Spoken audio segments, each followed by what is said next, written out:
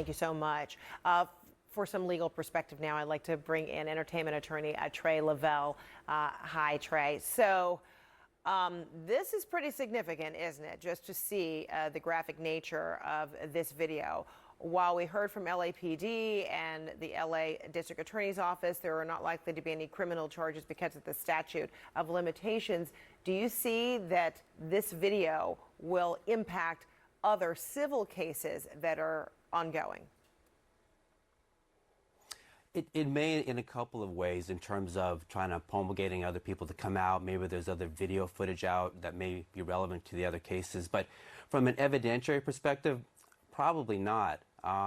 With respect to the other civil cases, you know, to the extent this is a prior bad act, as we experienced through the Weinstein reversal, this evidence probably wouldn't come in those cases. With respect to the Homeland Security federal criminal investigation, that seems to be kind of more bigger picture, sex trafficking, rape, more kind of a alleged lifestyle. This may be a smaller component. But from an evidential perspective, probably not, but certainly from the court of public opinion. How might this be a component of an investigation that correlates with the raid that we saw on his LA and Miami homes? Yeah, so that raid, they're focusing on a number of things. Sex trafficking, rape, assault, criminal abuse, criminal assault, things like that kind of emanated, I believe, from the civil lawsuits. That's what kind of put this on the map for the federal government to step in. And as they're doing their investigation and come up with evidence, you know, this will kind of fit into their theory that, hey, you know, this is kind of a lifestyle that he lived. This is not a one instance, a one-off. This is just part of a big picture, you know, allegedly that he lived.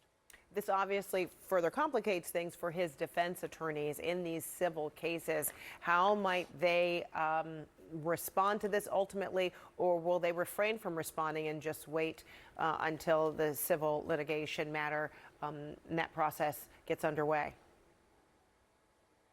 Well, it's interesting. They may refrain from responding. It's possible that during Cassie's civil case, the settlement, you know, there was, in addition to confidentiality, there may have been non-disparagement provisions, which means either party cannot come out and talk bad about the other.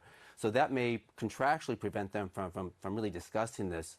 But besides that, you know, when you have a video like this, there's a couple ways to handle it. First, you can try to explain it, say, hey, you didn't see what happened before, you know, it was really bad, it led to this.